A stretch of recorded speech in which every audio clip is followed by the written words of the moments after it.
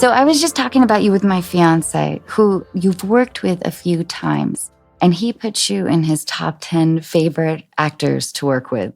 Henry Winkler is on the list, so is Sam. I think I'm in there too. He said Zookeeper was really complicated with like a ton of nights, and you were always in a good mood no matter how late it was. And I think he described you as always having really positive energy. And I think I realized that that's my impression of you too. I think that's such a nice thing. I'm so shitty to myself, I think. I like come home from a night out and I'm like, oh, why did you say that? Oh, I'm always calling people and being like, oh, I hope I didn't hurt your feelings, or if I did something, I'm just aware of that. So it makes me feel very grateful that you would even think that of me. That's a really nice thing. And tell Michael, I'm happy to be in that list for him. That's really nice. I should also tell you, my son has watched Zookeeper 100 times. You know what? I really love that movie. I mean, I know people are like, oh, talking animals. And that movie, I think, should have done better. They were meant to put it out in October. And then they did one of those screenings and it tested through the roof. And I remember like Kevin James and Todd Garner were like, it's testing like higher than E.T. Like it was like something crazy. And didn't it do really well? I thought it was a huge hit. It did okay, but instead of keeping it in October, they sandwiched it in the middle of the summer against two little movies called Harry Potter and Transformers. So like, you don't have a fighting chance. So I think if that movie had come out in October, it would have been like even bigger. But like when you have like that sort of Harry Potter was like a juggernaut or something, and that Transformers stuff, people go apeshit for. But I still watch that movie and I don't know what critics say. I try not to read anything critics write, because it's just so scary to me. It lodges in your brain. Like eventually I'm hoping I will get euphoric dementia. Have you heard about euphoric dementia? No. What is it? Can I get it right now? Well, I think from my understanding, I had a distant relative who had it, and she was like 98, and she was just happy to see everybody all the time. And then my grandma had regular old dementia where she was just steeped in bitter memories. She was always talking about how her brother burnt down the barn.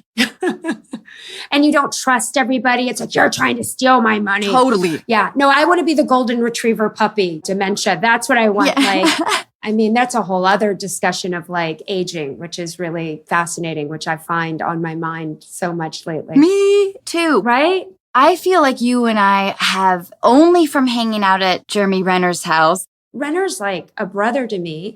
And I remember Christopher and Renner just talking about all three of you so wonderfully. Oh, that's really nice. And I was such a huge fan of yours. I remember just like sitting at the bar with you and just like, I love you so much. Yeah. It's nice to sort of fangirl, like, because I'm sure we go up for the same jobs. I mean, and sometimes you lose a job to somebody and you're like, God, I think I would do it better. Whenever I would lose a job to you, I'd be like, well, I couldn't do that one better. Like, it's just like, you're so good. Oh, and so funny and so real. Also, even if you're doing something that's like the boldest choice, it's still always really rooted in fear. But it doesn't matter. From me, it looks fearless. And it looks honest, which sometimes, when you're making a bold choice, especially in comedy, it can seem like a bit. And yours always felt real and rooted and like feet on the ground. I really mean that. Thank you, Leslie. That means a lot to me. I remember reading something about you, because didn't you produce House Bunny? Yeah.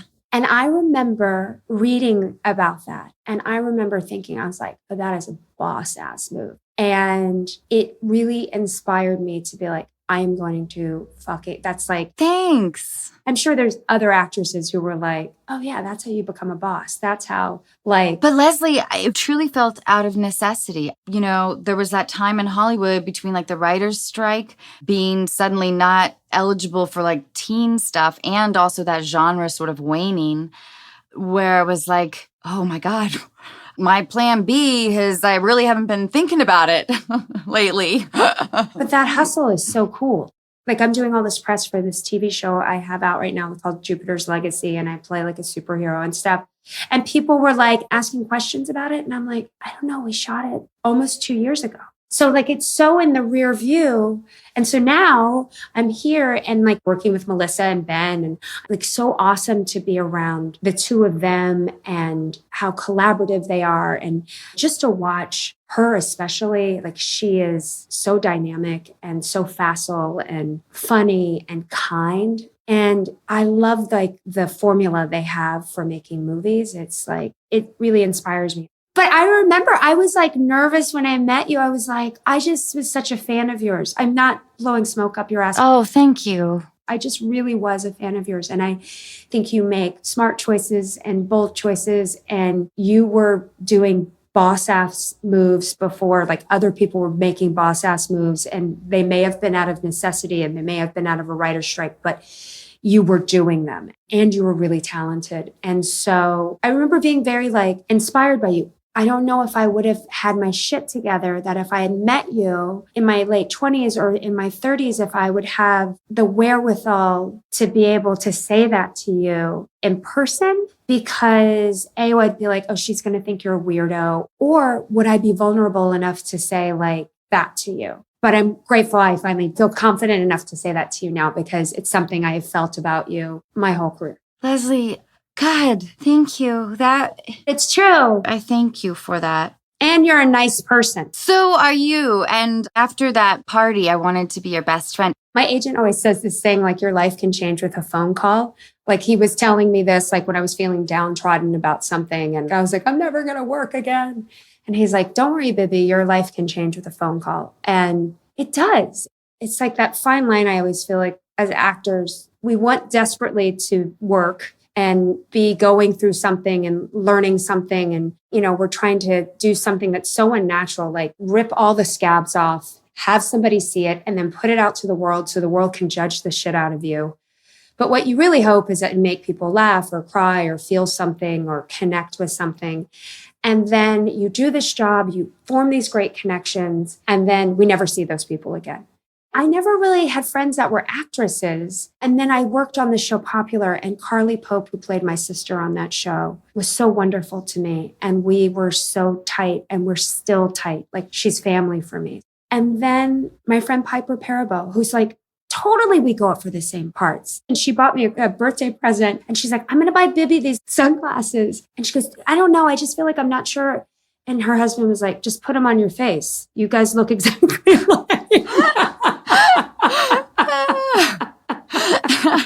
But like being friends with her feels like the most healing thing about being friends with an actor, and that there's enough for everybody.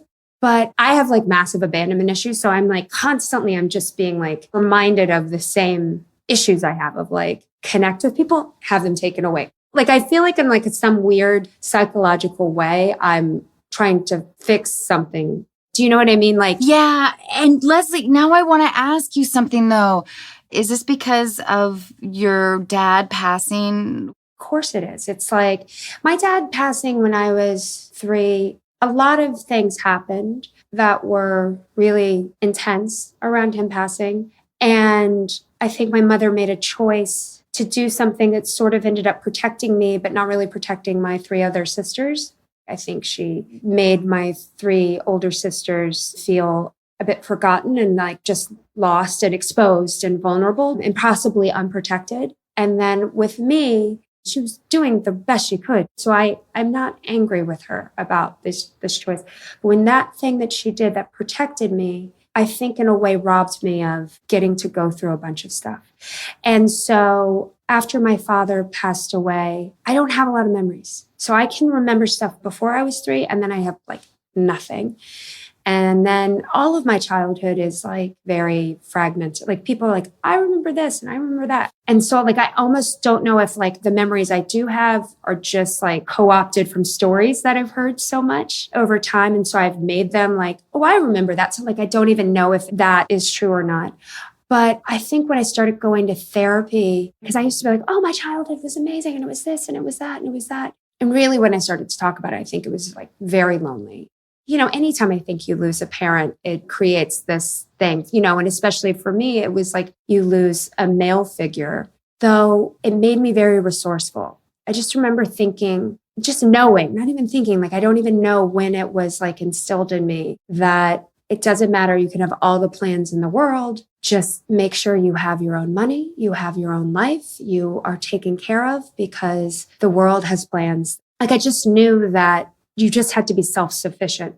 And, I probably did have a lot of like guard up with like men and in relationships until I started going to therapy and started working on that. And probably until Sammy, which I feel like, my guards just obliterated. But I think forever I was always scared that like they were going to die. Like, I can't fathom that, but I have to keep telling myself, like, the other option is if you sort of keep yourself like this from truly having a deep love, then that's not really a life lived, right? How old were you when you first felt like you were in love? Like a real love? Like, I would probably say, I was always crushing on boys. Yes. Like, starry-eyed over somebody. My mom hated it, which probably made it worse. I was just drawn to like drama and romance and... Right? Yeah, like Sweet Valley High. But I would probably say 16. And that was my first boyfriend. And I, that was like... How did it end? Who broke whose heart? He broke mine. He totally broke it. We went to the University of Washington together and he joined a fraternity and I was like a dorm nerd and just kind of discovering who I was. And he had been treating me pretty poorly for a while, but I didn't know any better. It was my first relationship. And he just stopped calling me. And I was so embarrassed. Like, this was my 1.5 year long boyfriend. And I'm going over to his fraternity trying to like find out where he is and why he's ignoring me. And I knew where his classes were. So I like accidentally bumped into him outside of one of his classes. And I was like, hey, what's going on? And he said, oh, yeah, I've been meaning to tell you, I just want to see other people. And I was like, this is the most meaningless, unfulfilling in all ways kind of breakup of this person that I had been like so intimate with for a long time. So I was devastated. When I hear that story, I always think for mothers, it would be so great to teach boys how to break up with girls. Yes. You know what I mean? Because I think like probably he just didn't know, right? Like I didn't know how to, like I do the opposite. I just stay in something way too long because I got to the point where I'd rather someone break up with me. I would be like, no, I'll just stay. I think my first like love was really 19 and he broke my heart. But also too, like I wasn't my best self. And like, we just, would like, he would break up with me and then we'd still see each other. And then it was just like tragic. It's that long breakup that happens so frequently. Yeah. And so dumb. But wait, so Leslie, how did you get over it? I don't know, time, I guess. And you know what I used to do? I would leave. Like I was like, I'm moving. I'm going to move somewhere else. Or I met another person. Like now when I think back, I would never have tolerated certain things. And I'm sure I did stuff to him that was like terrible. And I think it was so painful to be left. That sort of superseded everything. I was married for a year and I knew we weren't right for each other. And I knew we wanted fundamental different things. And I knew I didn't make him happy and I knew he didn't make me happy, but I didn't know how to walk away. I wish I knew, and I'm sure he would have appreciated it. And I just remember like the night before we got married, he was like, this is wrong. And I was like, oh, okay. And then I would think back to that and I was like, God, why was it easier to get married and get divorced than just walk down and say, guys, this is a huge mistake. I've been married twice. And especially with the first one, I was young. And I remember like the judge at Beverly Hills Courthouse mumbling something like, all right, I give that 3 years. Incredible. But I remember feeling really angry. Like, What? Like childish, like, I'll show you. yeah. Watch this. I'm going to show that judge. Dear judge, we have now been married 53 years. God. And I've never been more miserable. I know. It's so interesting because you hear that so often. Like, I don't know. I think I just didn't know how to be by myself, And I think I was a classic girl of like, I am full in with this relationship. And then I literally had like my big toe in the pool. I would never fully commit. But I think it all led me to at least getting to the moment of going to therapy and finally realizing, I remember I sat in therapy and I was like, I keep opening the same box. It's wrapped totally differently. So I think they're all different, but then it's the same thing inside. And what I realized is like, well, it's you. It's not their fault. It's your fault. What is it with you? What are you not looking at? Or what can you do differently for yourself to maybe be better in the relationship, demand a higher quality human for yourself? So I really started going to therapy. I stopped drinking for like 6 months, going to therapy like 2 to 3 times a week. I was like, I am going to figure this out. And it was great. And I was talking about somebody and I was like, I don't know, it's just not my type. It's just not my type. And she was like, what's your type? And I said, well, Holly, my type is this and this and this. And she just waited and she listened to me and I stopped and she goes, how's your type working out for you? And it wasn't. And she said, your type is how you want the world to see you. Wow. It's all it is. Look at him. What does it say about me? And I don't know why that like blew my mind. But I'd also grown up being like, you're going to be a mother. You're going to go to school, all of this stuff. But I never wanted to be a mom. That's a really scary thing to say. As a woman, like people say really mean things to me when I say that I don't want kids. Really? Oh, I hear women say like, well, you're not a real woman until you have a child. What? And I was like, well, I didn't tell you if maybe I couldn't have them. You don't know like if it's a choice or not. I don't want them because it's something so simple as the mother I want to be, I know I wouldn't be able to be. It makes me think about like the comparison culture and identity culture that I was worried that my identity would shift somehow in Hollywood to mom. And I would be in the not sexy, definitely older, whatever that perception is. And you have this experience where people are critiquing you for not being a mom. I love when people go, why aren't you having kids? You and Sam would have such cute kids. And I was like, well, I don't think that's the reason to have kids is that they just were cute kids. So they can aesthetically reflect you? Yeah, I'm like, yeah. I mean, it's really for me, it's like, I love my career. And I think if I had a kid, I think that would have to be my career. Yes. Because that's what I craved so deeply when I was a kid. And I worry that if I did that, I might somehow resent my kid. And I didn't know how to figure it out. And like you hear like these people are like, oh, I only take a movie when he's working. And then I do that. And it's like, I don't have that luxury. It's like, I've been super lucky. I work a lot and I pay my bills and I'm proud of the work I do. And I'm so grateful for that. But it's not like when people go, what's the next part you would like? And I'm like, right. What drew you to that script? It was offered to me. I read Yogi Bear 3D. I thought, you know what? I had to. Right. But like, they're like, what do you want to do next? And I was like, it's such a funny term to be like this idea that there's so much choice. Yeah. Or that like, I get to choose. It's like, I'm so grateful for what has come my way, but like, that's not my reality. It's possibly fear-based that I would fuck up that little nugget.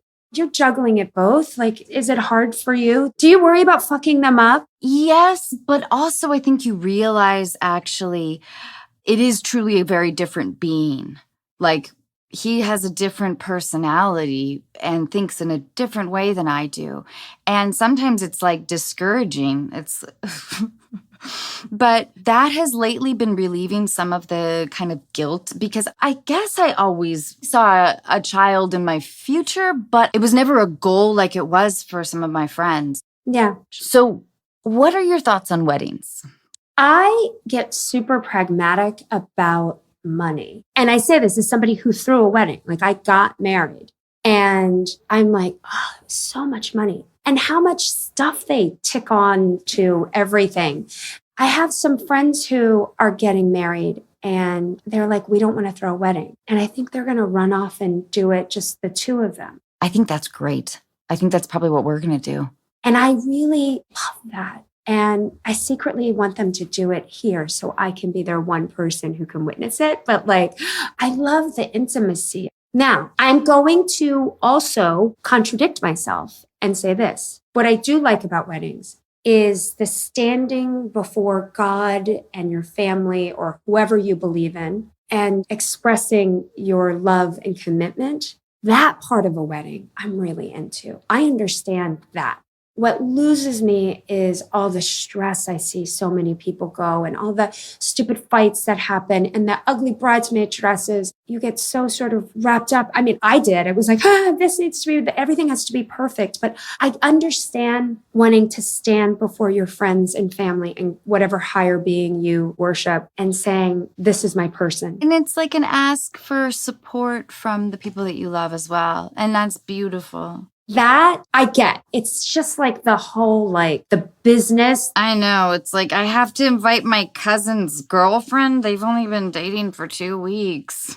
Yeah. Or like, I don't know them. So if you could have another job, if acting were illegal, what would you do? I might be a bootlegger actor. Did you ever want to work on a cruise ship? That's a hard no. Cruise ship? I just remembered this the other day, that I really wanted to be a cruise ship, like activities director. Director? Yeah, of course. You wanted to be Julie McCoy? I guess so. I will tell you there's a part of me, and I think I may do this in my life. I would like to have a little hotel somewhere. Okay. All right. I like this. Like, I think because we stay in so many of them, and they're homes. I know. There's been like 3 hotels, I think, that have been so special in an undefinable way.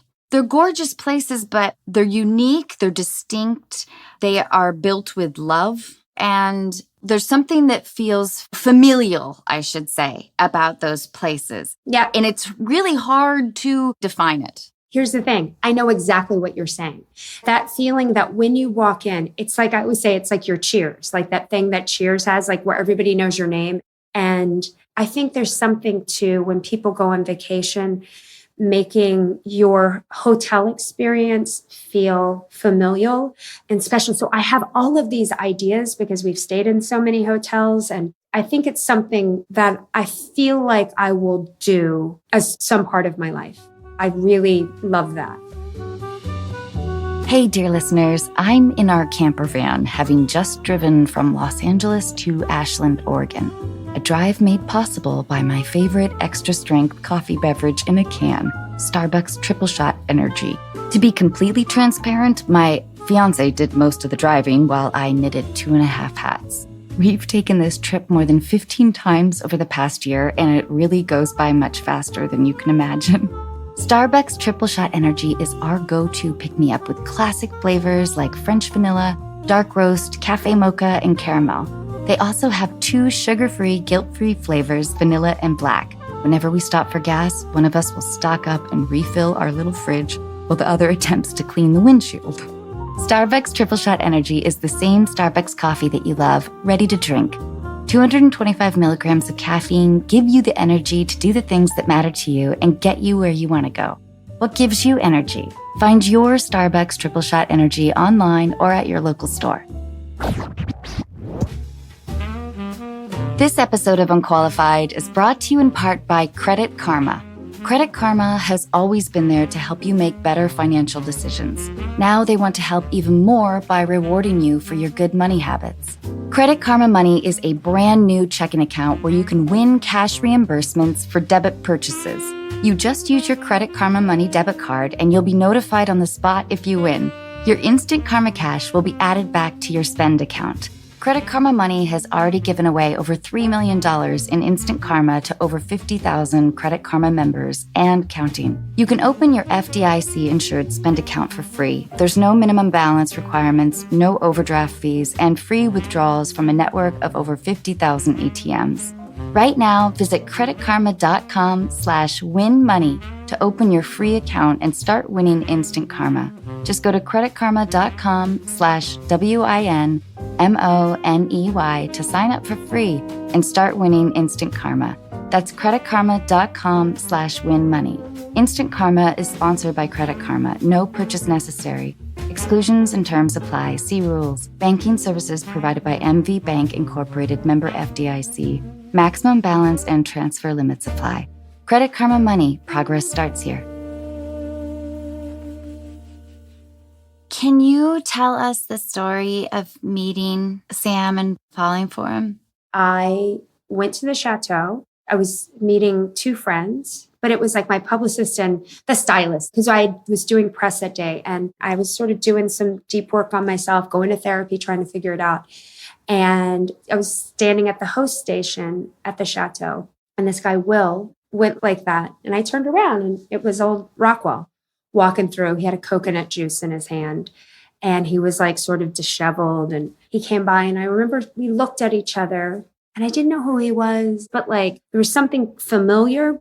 And he trundled over to us and we got introduced. And I was like, come have a seat with us. Come sit down with us, which is way more brazen than I get very shy usually with stuff like that, or I feel self-conscious or something. I don't know. So he sat down and he's very shy. And we just started talking and we realized that we went to the same acting school and he lived in New York. And I kept looking at him being like, ask for my number, ask for my number. He did not ask for my number. So then I went to the bathroom and the guy said, Mr. Rockwell called down. He was wondering if it would be okay if I gave him your number. And I was like, yeah, you can. So then the next night I had to go back. There was a party and I'd had a premiere that night. So then I was dressed up and had hair and makeup and stuff. And it was some like glamour magazine, like women in film party. So Sam was there, but he was with all of his guy friends. So I met him again and it was not vibing. I said something about not drinking and he was like, And I was like, I can see your face. I just saw you roll your eyes, He wanted to dance. I said I wanted to talk. It was like, it was not vibing. And then I was like, oh, this was a disaster. And I went to leave. I remember he danced over to me, which was very cute. And he goes, where are you going? And I was like, oh, honey, I'm going home. And he goes, do you want to grab coffee? He goes, I don't drive, but we could go somewhere around here. And I was like, I'll go to a museum with you. And he was like, oh, okay. And so we made it, we were going to go out like on a Sunday. And I didn't realize they were all calling me museum girl because they were like, oh, you're going to have to work too hard. That girl's too high maintenance. And they all kept saying something like, that's a girl you date. That's not maybe what you're looking for right now. So, we went to a museum. We went to the Getty and it was kind of over. We went to dinner that night. I think we made out that night in my car.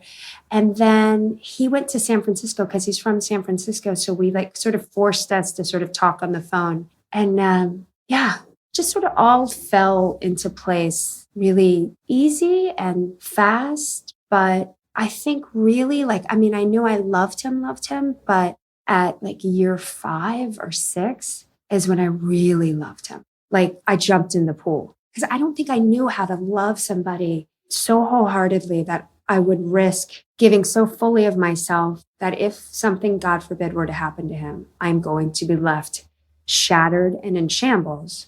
We've been together for like almost 14 years. I love him so much. I could strangle him. I literally could like cause him bodily harm sometimes. I love him so much. I know that's fucked up and people are like, but I love him. I could just squeeze him. I love him so much. He's really tremendous. Like he's so compassionate. Like that's what I love about him is he's so compassionate. So I hope I have picked up from him. Like he's definitely helped me just fucking relax a lot. I feel the same way about Michael. The exact same way. Isn't that a nice thing? Yes. It's a relief to feel so well taken care of and loved. Yeah. Sam he's like the best of the best.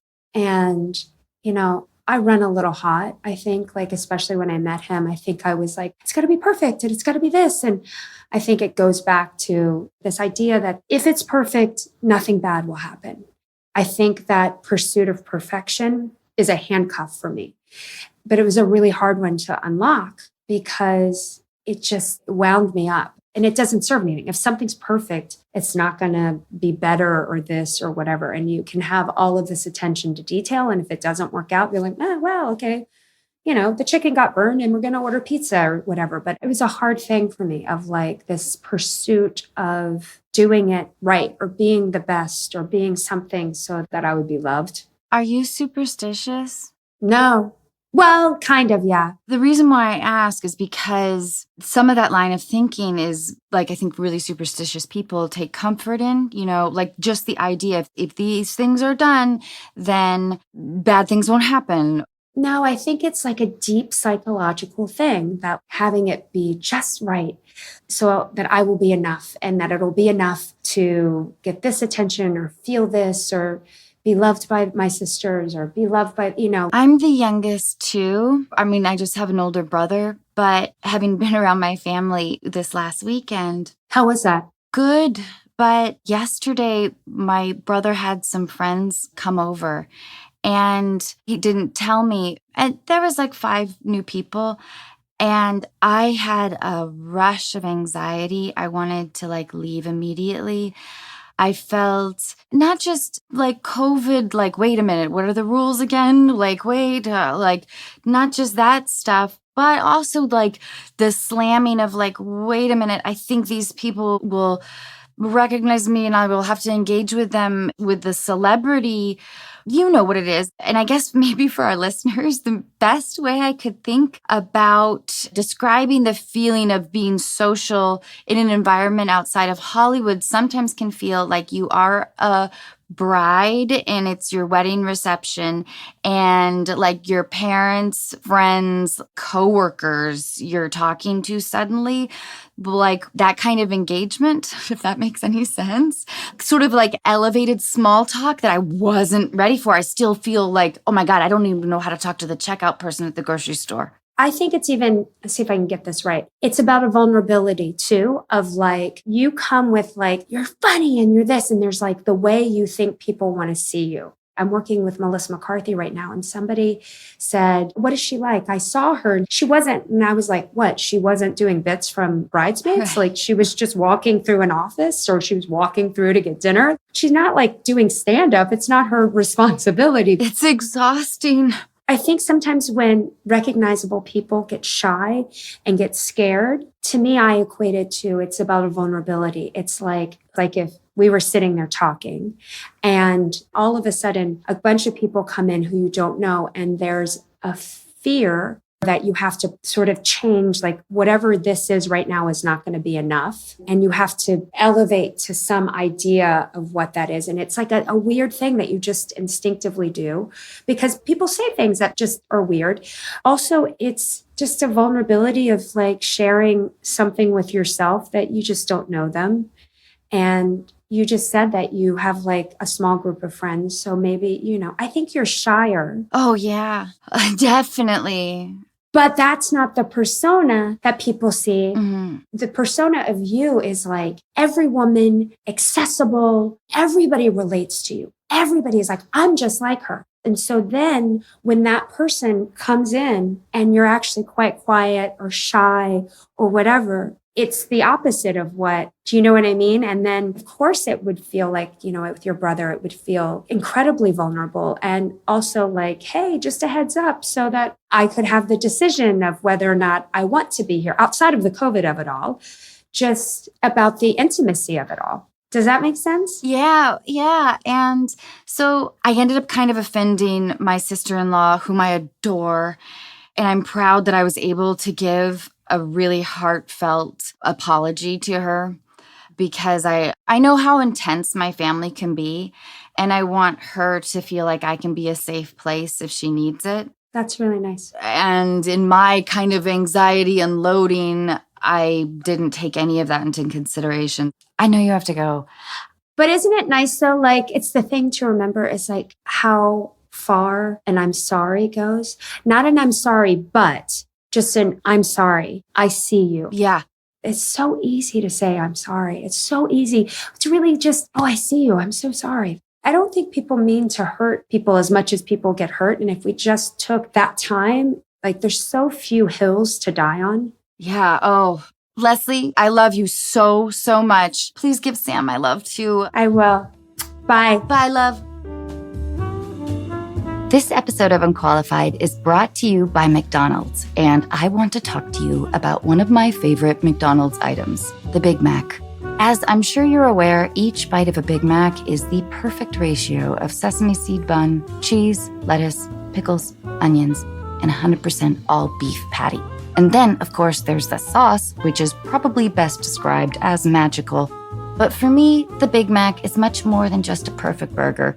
It is a symbol of personal achievement, a reward for a job well done, the trophy you would put on your mantle if it weren't a food item. Though I have been going to McDonald's since before I can remember, the tradition officially began in 1992 when, after great effort, I managed to get a B in math. To celebrate, my mom and I went to McDonald's where we each got a Big Mac, large fries, and milkshakes. As a side note, if you've never dipped your fries into a McDonald's shake, you are really missing out. Today, I finished my first 2,000-piece puzzle, and it is time to take that victory lap. A Big Mac from McDonald's, a burger with a sauce so special, you've got to use your fries to pick up the last few drops. This episode of Unqualified is brought to you in part by VK Energy Bars. My mom shows love through worrying, and a few days ago at 6:45 a.m., she decided to demonstrate that love. On this particular morning, she was worried about my vitamin intake or lack thereof. Not exactly the conversation you want to have at that hour or any hour, really. Thanks to VK Energy Bars, I was able to reassure her and get back to sleep. Vicky Krinsky is a celebrity chef who you might know from CBS and Hulu's Recipe Rehab. She's also a friend of mine, and I got to be one of the first to try her B12 energy bars. After literally traveling the world to source the best ingredients, Vicky created 3 unique and delicious flavors: cocoa and sea salt, almond rosemary, and Meyer pistachio. I was more than a little jealous to hear her describe chocolate tastings in Belgium. All of the bars are 100% plant-based, dairy-free, gluten-free, high in protein and fiber with no added sugar. They also contain enough B12 to satisfy my mom, who informed me that the B12 vitamin is an essential nutrient that plays a critical role in many of your body's processes, from red blood cell reproduction to nerve function and metabolism. It also helps prevent chronic conditions like heart disease, stroke, and Alzheimer's. Your body doesn't produce B12 on its own, and while a lot of people need more B12 in their diets, vegetarians and vegans are even more likely to be deficient. B12 is also water-soluble, which means it dissolves fast and your body gets rid of what it doesn't need. All that said, my favorite benefit of the VK Energy Bars is a noticeable increase in energy levels and focus. I think you'll also really appreciate the cookie dough-like texture and the fact that they don't get stuck in your teeth. So for a bar that tastes so good and happens to be really healthy, go to www.vkenergybar.com and use promo code ANNA20 for 20% off your first order. That's www.vkenergybar.com, promo code ANNA20. Thank you, dear listeners. Your support of our sponsors and friends supports Unqualified.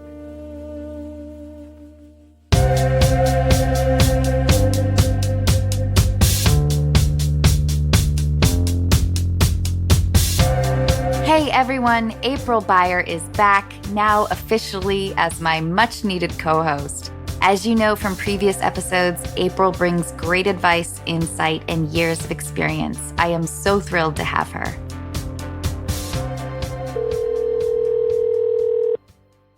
Hi, Emily. Hi. Hi, everybody. Hi, April. Hi, Anna. Hi. Hi. Emily, I was so moved by your letter. Can you explain for our listeners what's going on? So I'll just share a little bit of background. My husband and I have been together since 2014, but we've been married since 2019. And we only got married because we decided to have a family. And my daughter was born in March of 2020. And since then, it's been a little difficult to be married. I'm sure a lot of this has to do with we're in New York State. New York shut down the week before my daughter was born. And so we've been both work from home and raising our daughter. Her daycare shut down because of COVID. And then when it reopened, we were too afraid to send her. So we don't have daycare. We have my lovely mother-in-law doing part-time. Oh my God, you are in it. Yeah, it's crazy. Like, at least it's she's our first daughter. So we don't know any different, So I thought we were like doing our thing, just getting by. Definitely a lot more arguments than usual. But we got away for a weekend, for one night for our anniversary this past month. And it was amazing. It was so lovely to have that time together. Freedom. No scheduling around any other creature in our household. We're both fully vaccinated. So we were like just happy to be around people. And it was so wonderful for me to like reconnect. And I felt like, oh, you know what? My marriage, we're strong. We're a strong partnership. And my husband, I think he panicked because we came home and it was immediately back to like the environment, the same feelings of oppression and suffocation and just being at each other's space all the time. And so the arguments picked up again. And I'm so thankful he opened up to me and he said, I'm afraid our daughter is the cause of our marriage issues. And I feel terrible. Am I contributing? Is my daughter like secretly a marriage terrorist? And we're just like, was it awesome before? But like, as married parents, is it gonna be okay? Are we gonna be okay? What can I do? What is the world like for other parents? Whatever you got for me. Oh my God, yes. I mean, I think you hear from a distance, your friends will be like, oh my God, I got to take a shower. Like you hear it, but you don't really hear it, No, not at all. Until your identity is like spit up. It's so exhausting I think for me, the loss of identity. Right. And the shift of my career stuff. I felt that pressure. I felt like I wasn't doing anything right. Right. I'm the youngest in my family, and I was a pretty atrocious babysitter. There were times when like I would stare at Jack for like hours and I felt this love, but then there were times where I couldn't tell if it was my own personality trying to test itself. Like, look at this foreign thing. Right. But you know how probably the experience of giving birth has dulled itself a little bit in your memory? Like when you're giving birth, you're like, I'm never doing this again. Right. Don't forget. And then, of course, you do. But it's like that with the babies at this age. And so in terms of your marriage and how it's going to get better, you are just in the thick of it right now. Okay. And that with Corona, like you had an especially concentrated experience, like between the ages, I think, of 0 to 2.5, 3, maybe even to 4. A long haul. Anyway, so just hang in there for 4.5 more years. And then you guys can go to a hotel again. Perfect. No, but I think there's a reason that a lot of people have affairs or get divorced because your identity has shifted to mom, right, and what we're supposed to be doing. Mm-hmm. And there's nothing sexy anywhere. I mean, anywhere. And so the only solution is humor, mm-hmm. Try and find the laughter. Yeah, I think that's your only solution. That's the only option, Emily. Oh God, we just got to laugh. You're doing time.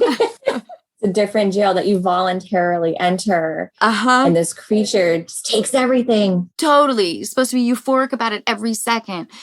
And that's so much. Mm-hmm. I love it that your husband was able to tell you that. Yeah, that was incredible. We're not the best at communicating right now. We haven't been the best at communicating since March, and we don't have the language as parents. And we knew in our heads everything would change. But it's like you assume getting hit by a truck is probably really painful, but you can't understand what it's like to get hit by a truck. So everything's changed. We're not even in the same library. We're so far off of the same page most of the time. So I have hope because of this one weekend, but like I can see in a month from now, it's going to feel hopeless and I'm not going to remember the weekend. I think, though, as we open up, will you be able to get additional help and reprieve? I'm hoping. We have family all within like a 30-mile radius of us. And two of them, one's works for school, so they have summers off, and the other one's retired. So we do have support. We just haven't been able to take advantage of it. So I just feel like we're just hanging on with this hope in mind. And I just have hope. That's all I got going. Yeah. And truly, as your daughter gets older, it's a long, slow process, but it gets so much easier. I wasn't ever black and white on like having a baby. I was always kind of in a gray area, which is why I waited till I was 35. And I've analyzed this a lot because I have a lot of friends that don't have kids. And I have found reward in being a parent by the funny things that he says, like watching a brain just grow and an identity grow, who is completely different from me. Right. And I know that your husband will find the same thing. Like, it will become more entertaining. Emily, when I read your letter, I was thinking, as somebody who has not experienced a lot of therapy at all, I was thinking, well, is this a scenario where April and I recommend a couples therapist? But talking with you, it kind of feels like you guys just need to go to a hotel. It's possible. We talk about going to a therapist all the time. You know, these moments of discomfort in our marriage bring up these larger fears that certainly existed before we were married, certainly existed in our partnership. And I come from a lot of divorce. Like, both parents divorced, remarried multiple times. My husband, his parents were divorced, nasty divorce, terrible. One remarried and the other one didn't. And they're still terrible to each other. So that's why you guys didn't get married. We're cool. We're not going anywhere. Why do we need like a legal institution? And everything was intentional with where our life is now. And that's another thing that I'm just kind of like grappling with. Like, we chose this path and we did it with good thought and with positive feelings, understanding that it would be difficulties. And here we are. My parents have been married since they were 21, and my brother and I have both been married and divorced twice, and he's on his third marriage. And we talk about this like we're the product of a stable, loving marriage. Mm-hmm. What is wrong with us here? But I do hear how the mental shift from the feeling of like, I don't know, something youthful and not being married, then maybe in your relationship, how like, well, shit, we got married and we knew they'd be hard, but we didn't think like this. Right. And the stakes are high because I don't want to give my daughter what we had, you know? Yeah. We don't want to be unhappy either, you know? Yeah. It's a terrible time to gauge the future of your marriage. Mm-hmm. And I think you can tell your husband that we shouldn't be dooming ourselves because this actress said that this was like a really, really fucking hard time. She wasn't sure she was ever going to work again because she had spit all over her. But April, what do you think? Well, I think there's so much of the pressure that's building up between the two of you. It so much has to do with the fact that you both come from such hardship in your parents' relationships and the multiple, marriages on your side, Emily, that I don't think it's your daughter that is getting in the way of your marriage. I think you guys are being confronted with new tasks, a new human in your life. You were together 6 years before she came along. And because you guys have such a hot button of divorce, I just have a feeling that the smaller things are feeling bigger because you think that means there's a potential for divorce. And then you're heightening the anger and the frustration with one another. But you guys have to realize and agree that divorce is not an option. So if you knew that divorce was not an option and you knew that you guys were going to stick together no matter what because you love one another, you would wind down these arguments faster. But it's because you guys are just doing such a knee-jerk reaction of like, we're arguing, our communication isn't right. Oh my God, divorce. And so then therefore you're just pummeling each other with probably just bad words and arguments. Is that true? Yeah. And you really hit it on the head with, I didn't even think about it before. So for him, like, divorce isn't on the table. He's like, you're my partner. You are the person I chose. He doesn't even mention our daughter, like, I'm not going anywhere. And me, on the other hand, is the one that's like, can I do this for 50 years? Who can do this I can't even do it for another hour. Like, what is going to happen? And then I go down this rabbit hole,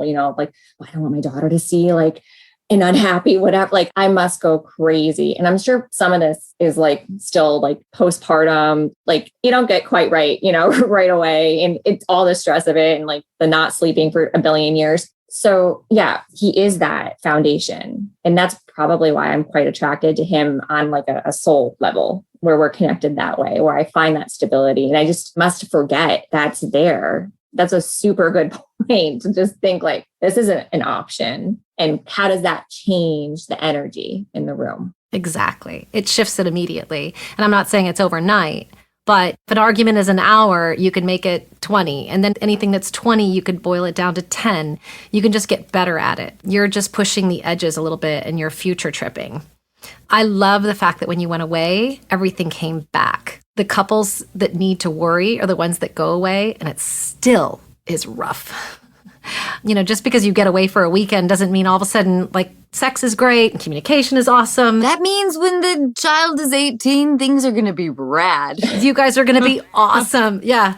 I just think you guys have to realize that, you said you're not even on the same page. So maybe we should talk about what specific things you're not on the same page about. You said you're not even in the same library. So what does that mean? Yeah, I think a lot of it for me revolves around our daughter not feeling we're on the same page and like parenting skills, but also like, I just feel, and this might be a mom thing, I just feel this enormous amount of just, there's no space inside me for me. Everything is for her. And then for like what I can bring to the household. I'm the breadwinner in our family. So there's I don't want to say pressure, but there is the added, like, it's my job in addition to nursing my daughter and being a mom to be the household as much as I need to be. And so there's just no space. I'm automatically always like on top of whatever it is with Harper. I'm on top of whatever it is with getting the house where it needs to be. I'm on top of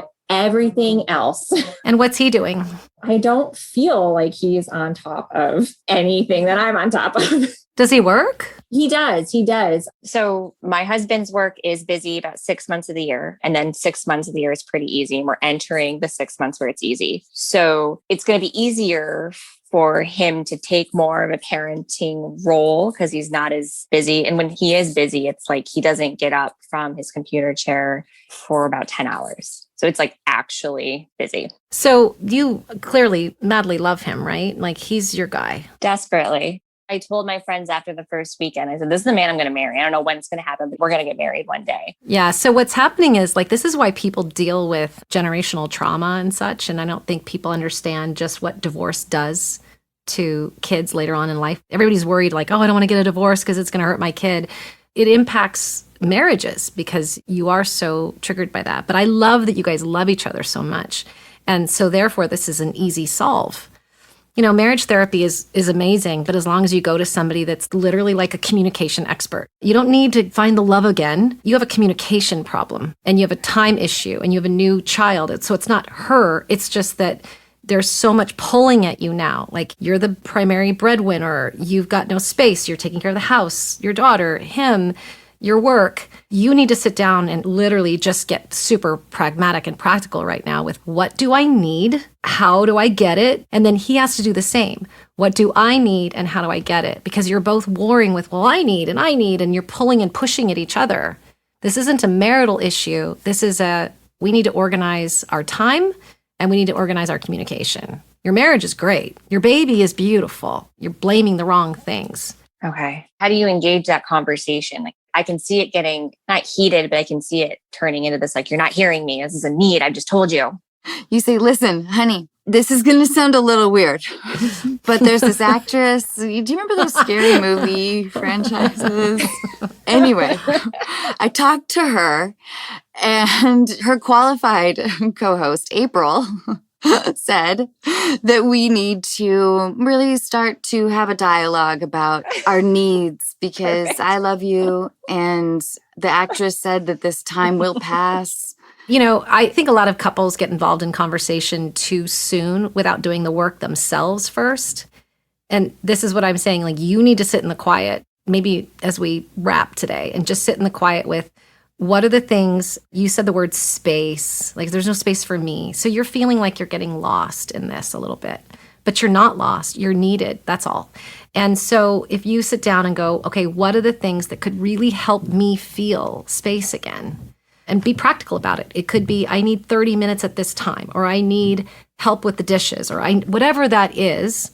Write that stuff down. And then, like Anna said, when you come from, hey, there is no out for us, this is it, you're mine, I'm yours, like we're a family, then everything you do and say is done with love. Like, I love you so much. And here's what's happening for me that I would love to receive from you if you could help me with that. When you tell a man, if you could help me with this, you ignite his masculinity of like protector, provider, like I want to do for you. I want to do for the woman I love more than anything in this world. But you got to start there. Otherwise, you're just complaining at each other because you're both met with new need. Your relationship wasn't accustomed to another human being in your life. And you're trying to communicate and have the space, air, and time and love and sex that you had pre-her, pre-pandemic, pre-everybody working from home, and you guys didn't update anything. You just assumed you would flow into this. That's all. There's just an update. Okay. And if you can say that and then say, as soon as I'm done giving you my 3 things, give him 3, no more. Don't go, and then, right?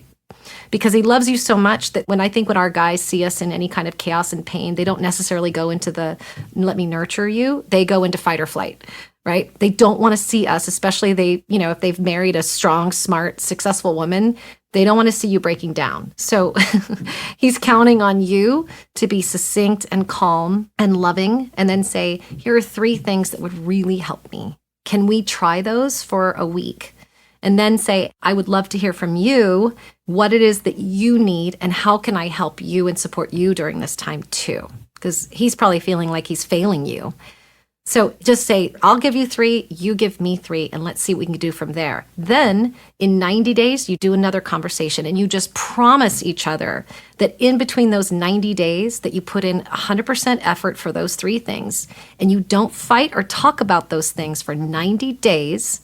And then in 90 days, you reassess and go, how did we do? Okay. How was it working for me? What do I love about what you've been doing? How has it helped me? Is there anything that can be improved upon? And do we need a new item for the list? But promise each other that you're not going to tear each other apart and shred each other throughout the day. It's not productive. It's not helpful at all. Also, I think sometimes we forget just basic courtesy. And I don't know if your husband is like this, but I bet he is because most people are. If you're like, honey, thank you, even though you may have asked him to unload the dishwasher. Thank you. Like, you know what I mean? Yeah. Yeah. Like the thanking, he'll respond to that. He'll be into that, I think, because everybody is. That's great. No, that's great. I mean, the language that you're giving me is helpful. We forget. Yeah, you do. It's like a brainwash as soon as you have a kid, like everything. Yeah. Well, you guys have so much need that you're both blaming each other that you don't have what you had. And you've forgotten about the fact that you're actually really good friends, the 2 of you. Yeah. And you'll feel more supported when he feels more supported. And unfortunately, Emily, I think as women, usually we're in that position of being really extending the olive branch sometimes, but the rewards are huge. And like during quarantine, I think my fiance and I, we never really spoke to each other with any degree of passive aggressiveness. But, everybody else in my life, we're all getting like irritated. And you already have this undercurrent of resentment because your life circumstances have changed so much. Right. So if you can extend, I guess, like the gentle touches, the hand squeeze, like the shoulder rub, he'll feel really loved. And that can only be beneficial to you too. Also, too, I really loved this conversation. Me too. Because, a lot of women don't talk about this. No. And when we started, it was, is she, this beautiful, gorgeous soul that you've brought into this world, is she wrecking my marriage? What she is she is the soul and the being that is in your marriage to make you guys really challenge yourselves and up level and start something that's kind of new for the growth. It is your own personal growth that is happening right now. And in effect, the growth of your marriage. And that is something to be really grateful for because that's what our relationships and family is all about on this beautiful thing we call Earth and life. It's growth, and that's what's happening. So just embrace it instead of fighting against it. Yeah, a personal challenge, Emily, Yeah. would be to like touch him 5 times a day, just in passing as you walk past him, like, just put your hand on his back or whatever. And the big challenge will be if you can do a physical touch when you're pretty annoyed with him. Like, can you do it? So, Emily, that's my challenge for you. I can do that. I will take the challenge. I appreciate it. This is really helpful just to be able to hear other people. I feel like we've been on an island for so long. Oh my God. It's so nice for me too, Emily. But I'm really happy for you. And I cannot thank you enough for talking about this with us. Thank you. It was healing for me. I really appreciate it. Thank you so much for taking the time. This has been really great. And April, thank you so much for the language. It's so helpful to hear, you don't think about it. Yeah, you're so welcome. I really appreciate it. And I love this podcast. It has been so great to hear everyone else's problems all the time. You're flawed in your own ways, but then you hear other people and it's just like, oh, we're not alone. It's not crazy. I know. I feel like that's the biggest thing that I love about speaking to people is truly like, you're not alone. Yeah. And I think that most people find a lot of comfort in the idea that people can get out of it, Anyway, Emily, I'm really happy for you. Thank you. This is fantastic. I really appreciate it. Thank you so much, everyone. Oh, you're so welcome. So much love, Emily. Bye, everyone. Bye, Emily. Bye, Emily.